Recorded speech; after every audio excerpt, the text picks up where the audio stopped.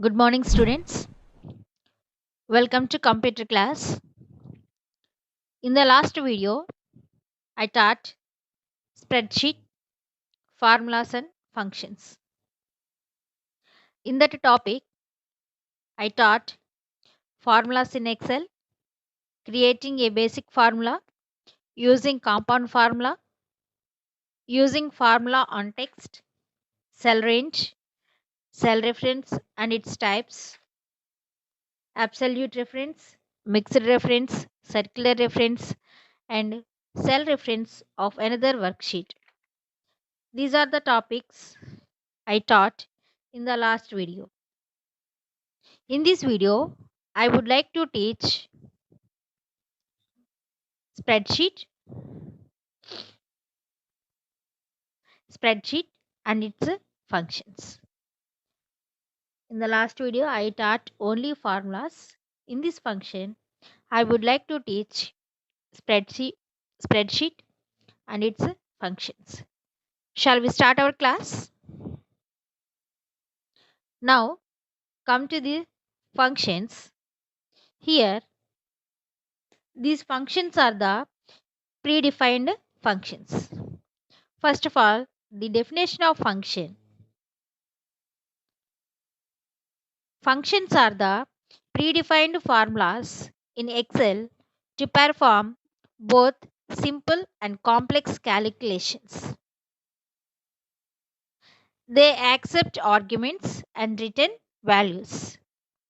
Functions begin with the equal to sign followed by the function name and then the list of arguments separated by comma within the parentheses.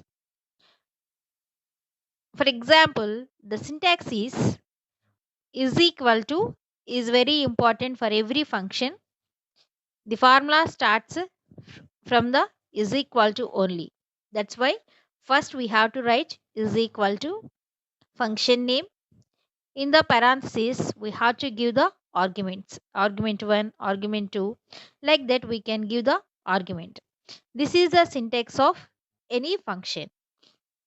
The starting of the function is equal to sign. Next function name.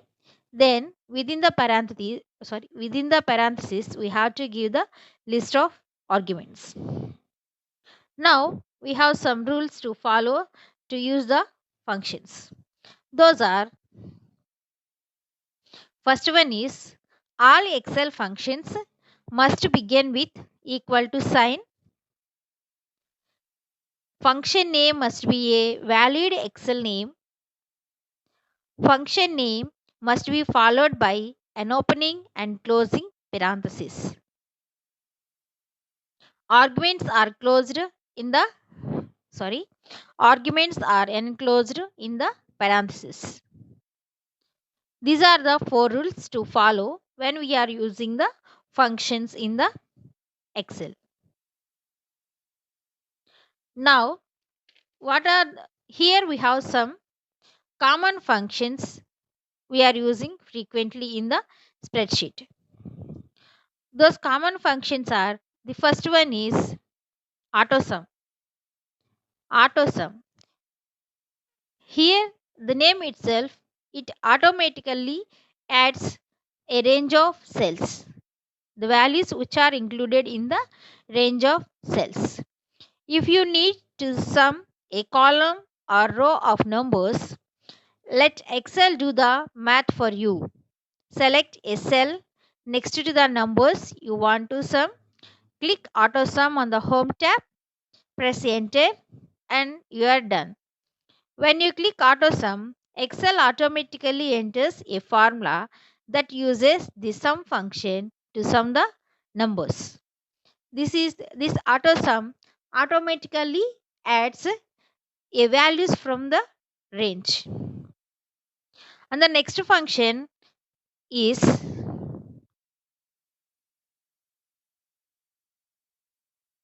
average function. Next one is average. How to use this average function? Click on a cell below the column or to the right of the row of the numbers for which you want to find the average. On the Home tab, click the arrow next to the AutoSum average and then press enter. Then we will find the average of any total value. Okay, children? Then we will find the average of any total value which is previously done by the AutoSum function. The next one is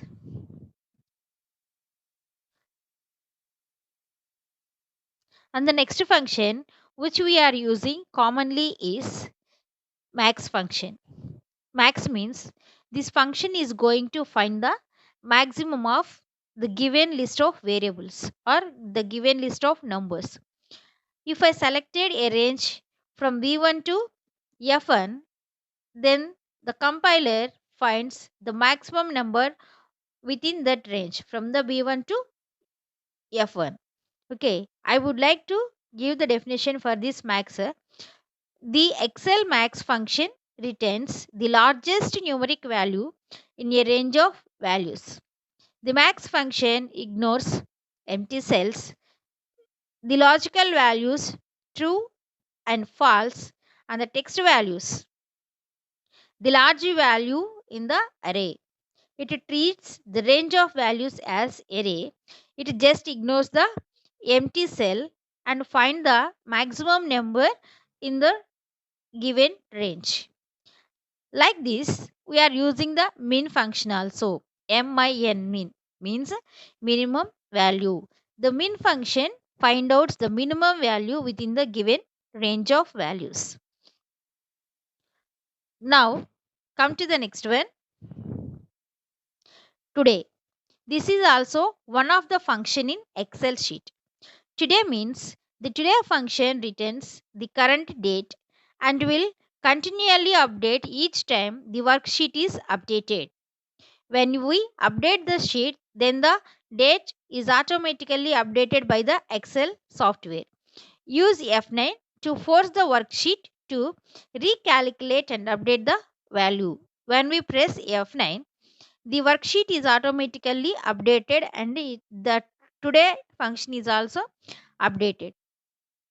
The value returned by the today function is a standard Excel date. That is the standard Excel date. To display the result as a date, apply a date number format. Here we are going to select the format of the date. Then the then the Excel software automatically display the today's date.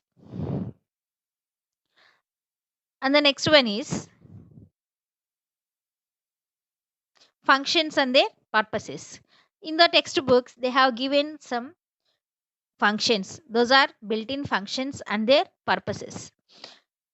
Okay, here we have three columns. First one is serial number, and the second column is functions, and the third column is purpose. The first function is sum. For the sum function, we are going to give the range, means starting cell and the ending cell. That is called range. In that range, it gives the sum of a range. It adds all the values from the beginning cell to the ending cell. It gives the sum of a range. And the next one is average. For the average also, we are going to give a range of cells. It finds the average of a range. Next one, odd number. It returns the number rounded up to the nearest odd integer. Nearest, what it returns? It returns the number rounded up to the nearest odd integer. It returns the odd integer which is nearest to the given number. Next one, int. That is a number. It rounds a number to the nearest integer. If we give a decimal number, then it rounds that decimal number for the nearest integer. Now, product. For this product, we are giving a range as input. It just multiplies the values in a range of cells. It multiplies all the values which is included in the cells and round number, comma number digit. rounds a number to the specified digits. It is taking two numbers as the input and round the first number to the next integer. Next one is exp number. Returns natural natural logarithmic raised to the power of a number. Exponent means it is raised to the power of the number. That is 2 to the power of 4, 2 to the power of 10, like that. It is taking as exponent. And the next one is sqrt number. It returns the square root of the given number. Now come to the next function, power number comma power. It returns the result of a number raised to the sum power. This power function taking two numbers as the input. The first number is meant for base and the next number is meant for power. It is taking the first number as base and the next number as power and returns the result as the power. And the last function is mod. Here also we have two numbers. First one is number and the second one is divisor. What is the use of this function? Returns the remainder after a number is divided by the divisor. It is taking two numbers as the input. The first one is a number and the next one is divisor. For suppose if I entered 10, 3. 10 is a number and 3 is a divisor. Then what is the remainder here? 1. That's why this function returns 1 as the result. Okay. Did you understand, children? Now come to the next one. Function library. In the functions we have one library, that is in the function library group all the functions are categorized by their functionality. Like mathematical functions, trig means trigonometrical functions, text means characters, that is alphabets functions, and date and time, etc. We have so many categories in the function library.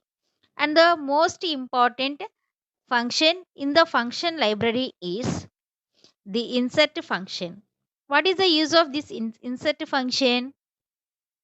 The insert function is one of the function library group which help us in creating the formulas or to include the formulas in our sheet. This insert function help us to insert any function in our sheet. Okay, this is the use of the insert function. Now come to the managing worksheet. How to manage the worksheet? Now in the 7th standard we have already learned that what is a workbook and how many sheets are present by default. What is a workbook? The collection of sheets is called a workbook and the default sheets in the workbook is 3 sheets. Sheet 1, sheet 2 and sheet 3. Now we are going to learn how to rename these sheets.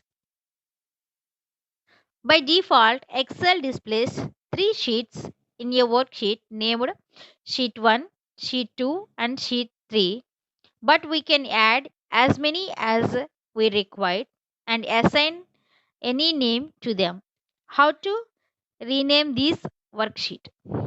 Click on the sheet 1 tab in the worksheet. A sheet menu will appear. Click on the rename option. Then we can rename the worksheet. If you just click on the sheet which you are going to rename, then a pop-up list will appear. In that pop-up list, the third option is rename option. You just go to that rename option, then you can rename a worksheet. And the next one is how to delete a worksheet. How to delete a worksheet? You just follow these two steps to delete the worksheet. You can delete a worksheet if it is of no use to you. To delete a worksheet, you just right click on the sheet which you want to delete. Click on the delete option. You just click on the sheet which you are going to delete. Then a pop-up list will appear. The second option is delete option. You just click that delete option to delete the worksheet. And the next one is how to change the color of the worksheet. How to change the color of the worksheet. You just click on the sheet tab and select the tab color option from the shortcut menu. Select any color from the displayed choice and observe the change. Okay, these are the some managings of worksheets. Now, I would like to teach you three more points about these worksheets. Now, come to the summary from the first video of the second lesson. I would like to recall these main points. The first one is formulas are the user defined instructions to perform calculations, whereas formulas are the predefined or inbuilt formulas that come with Excel. And the second one is basic formula involves only one type of operator in it. And the compound formulas are used when more than one operator is required to perform calculation.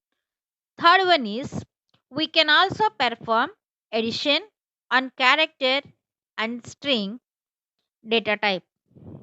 Next one is a range is a group of continuous cells which form the shape of a rectangle. And the next one is the cell address that we use in the formula is known as the cell reference. And the next one is a circular reference occurs when a formula is a cell refers to its own cell value directly or indirectly. Next one is you can use the cell reference of one worksheet in another worksheet in two ways, using copy paste option or using sheet reference. The next one is in Microsoft Excel, if any formula is entered incorrectly, then Excel displays an error message instead of the value and assists you in identifying and fixing the problem. In the function library group, all the functions are categorized by their functionality. These are the some main points which you have to remember, children. Now, I would like to give you three more points to know only. Let us know more. The LCM function available under the math and trigono category in the function library and returns the least common multiple of an integer. It is calculated as the smallest positive integer that is a multiple of all the numbers supplied as arguments. For example, LCM of 2, 3 and 4 is 12. Like this we can find the LCM of a number. And the next one is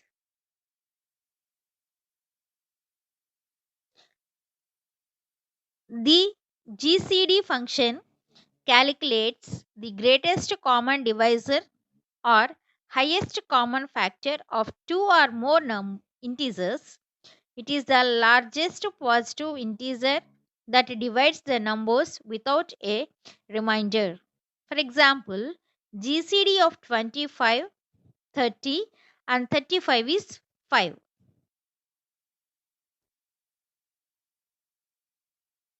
The easiest way to define names for cell is to click on the name box at the left end of the formula bar, type a name for the range and press enter key. Children, remember all the points. Once you go to the functions and their purposes, and remember all the functions and formulas and circular reference, mixed reference, compound formula and basic formula. You just remember all these definitions also. Just go to the previous video also to understand these definitions. Subscribe this channel to get the notifications. Thank you.